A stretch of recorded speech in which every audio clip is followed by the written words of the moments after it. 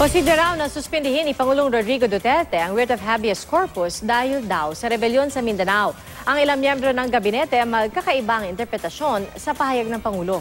Nakatutok si Jam Chisante.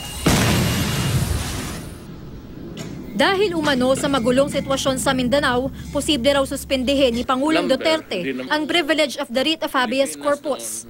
Ito ang sandigan ng karapatan ng bawat Pilipino laban sa ilegal na pag-aresto o pagkulong. There's a rebellion. There's a rebellion being waged now in Mindanao. At kung magkalat itong still lawlessness, I might be forced to, ayoko. Warning ko lang sa kanila yan, ayaw ko. Kasi hindi maganda.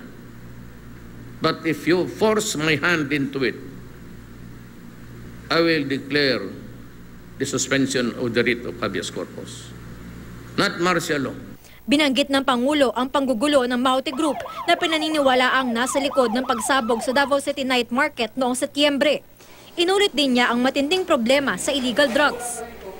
Base sa saligang batas, pwedeng suspendihin ang writ of habeas corpus kung may pananakop o rebelyon kapag kailangan ito para sa seguridad ng publiko.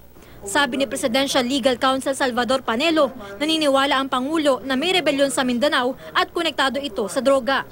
Ang teorya ni Presidente Duterte based on intelligence reports ay masyadong matindi, malawak ang problema ng sa droga at katunayan ang drug money ay nagagamit na para sa pagpinan sa pagpan ng rebellion sa Mindanao sa mga terroristic activities.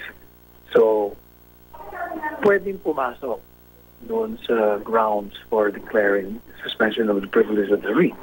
Ayon kay Presidential Communications Secretary Martin Andanar, problema sa droga ang pinatutunguhan ng Pangulo sa posibleng pagsuspindi sa writ of habeas corpus. Pero ideya lang daw ang sinabi ng Pangulo. Si Justice Secretary Vitaliano Aguirre naniniwalang invasion lang ng mga dayuhan o rebelyon sa loob ng bansa ang maaaring basehan ng suspensyon ng writ of habeas corpus.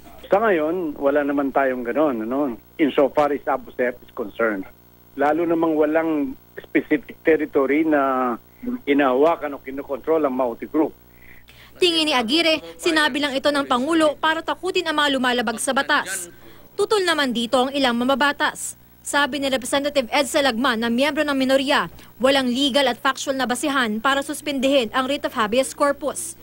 Sinabi naman ni Senador Laila de Lima, gaano ro ba kalaki ang Maute Group at hindi kayang kontrolin ng AFP? Sa isang joint statement din ng Liberal Party Senators kabilang si de Lima, Franklin Drilon, Kiko Pangilinan at Bam Aquino, hindi maaaring gawing basihan sa pagsuspende ng writ of habeas corpus ang war on drugs ng gobyerno. Sabi rin ni Senador Ping Lacson, hindi maganda para sa laban kontra droga at krimen ng PNP kung magsususpende ng writ of habeas corpus. Jam Chisante, nakatutok, 24 oras.